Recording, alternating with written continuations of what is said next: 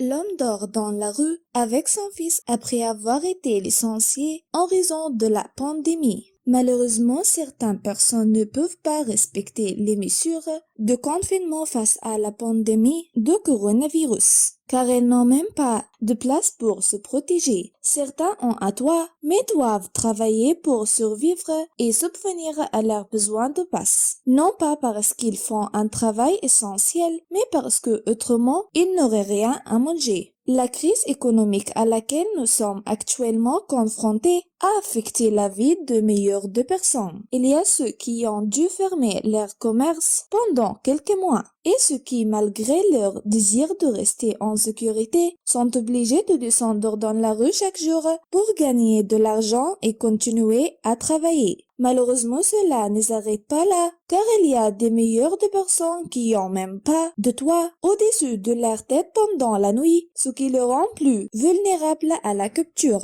Récemment, le cas d'un homme qui a été contraint de dormir dans la rue avec son fils de 10 ans a été publié sur les réseaux. Il y a quelques jours, l'histoire de Daniel et de son fils de 10 ans est devenue virale après avoir été diffusée par les médias argentins locaux. Daniel, un homme de 54 ans, a perdu son emploi de maçon et d'électricien en raison de la crise et a également été expulsé injustement de l'hôtel où il vivait avec son fils et les laissant abandonnés dans les roues de la vie. Lorsque son histoire a été découverte par El 13, Daniel a demandé à tous les Argentins de faire preuve de solidarité avec lui, car en réalité la seule chose qu'il cherche est de protéger son fils de 10 ans. Je demande seulement à Dieu que rien ne lui arrive. Malgré tout, je suis père, j'enseigne la dignité et les principes à mon fils. Daniel a commenté.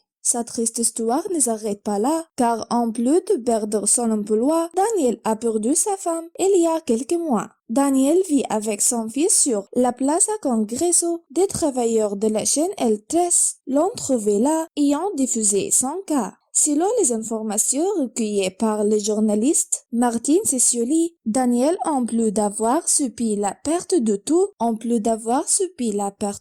ses biens matériels, a récemment perdu sa femme. Depuis le début de la quarantaine, je suis dans la rue pendant 180 jours et n'ont pas pu me renvoyer de l'hôtel. Mais ils m'ont viré de la même façon.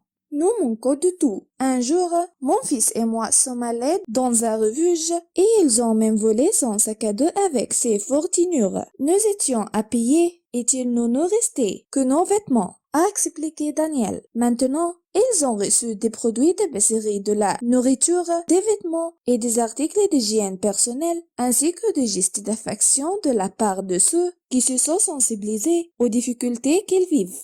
Depuis le début de la quarantaine, Daniel a été expulsé de l'hôtel où il vivait avec son fils. De plus, ils ont volé de leurs effets personnels, fournitures et utiles pendant les recherches de nourriture et de protection. Vendredi dernier, Daniel a commencé à recevoir de nombreux dons, dont une femme qui lui a proposé d'organiser une campagne de financement en ligne pour lui. Et grâce à la solidarité du peuple, Daniel pourra dormir dans un hôtel avec son fils. Il est reconnaissant et choqué. Beaucoup de personnes lui ont offert la possibilité de lui trouver un emploi. De plus, un homme lui a offert une maison dans la province de Buenos Aires. Quand il l'a vu à télévision, il se souvenait d'un très cher oncle.